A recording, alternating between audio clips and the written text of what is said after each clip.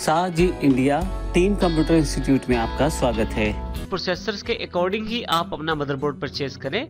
यहाँ हम दो कंपनियों की जानकारी लेंगे। दो मुख्य कंपनियां जो मदरबोर्ड बनाने में शामिल हैं, एक हमारे पास इंटेल के रूप में उपलब्ध है और दूसरी हमारे पास AMD के रूप में उपलब्ध हैं। दोनों बहुत ही बढ़िया और एडवांस टेक्नोलॉजीज के बोर्ड अवेलेबल करवाती हैं। इनमें उदाहरण के तौर पे हर एक बोर्ड का एक नंबर अवेलेबल करवा दिया जाता है। मार्केट में बहुत सारे इंटेल और AMD के बोर्ड्स अवेलेबल रहते हैं और उनको उनके नंबर से आइडेंटिफाई किया जा सकता है। उदाहरण के लिए यहाँ 4 बोर्ड दिए गए हैं, जैसे इंटेल DG31 या 41 जो ड्यूल कोर प्रोसेसर्स और कोर टू ड्यू प्रोसेसर्स को सपोर्ट करते हैं। इसी तरह से DP55SB जो i5 और i7 प्रोसेसर्स को सपोर्ट करते हैं।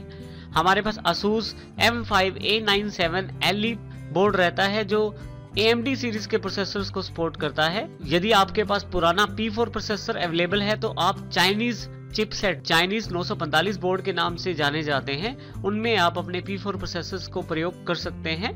तो इस प्रकार से अलग अलग बोर्ड एक अलग सीरीज को रिप्रेजेंट करता है।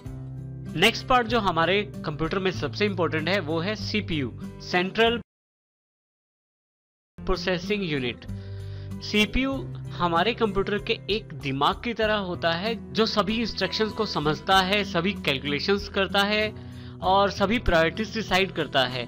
और इसी के अलावा ऑपरेटिंग सिस्टम को सारी कमांड्स भी वही निर्देश करता है।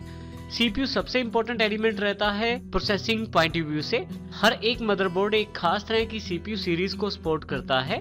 ये भी जरूरी है कि जब हम अपना CPU परचेज करें तो वो उस मदरबोर्ड सीरीज को सपोर्ट करता हो।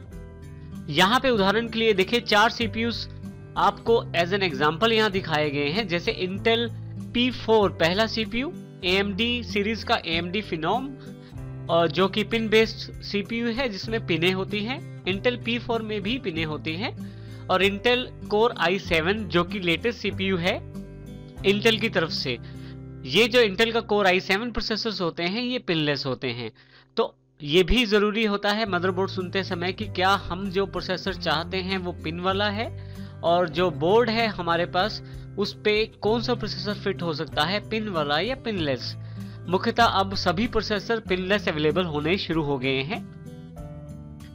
एक CPU आंतरिक रूप से मुख्यतः इस तरह से बटा होता है जिसमें हमारे पास मेमोरी, CU अर्थात कंट्रोल यूनिट, ALU अर्थात अर्थमेटिक लॉजिकल यूनिट,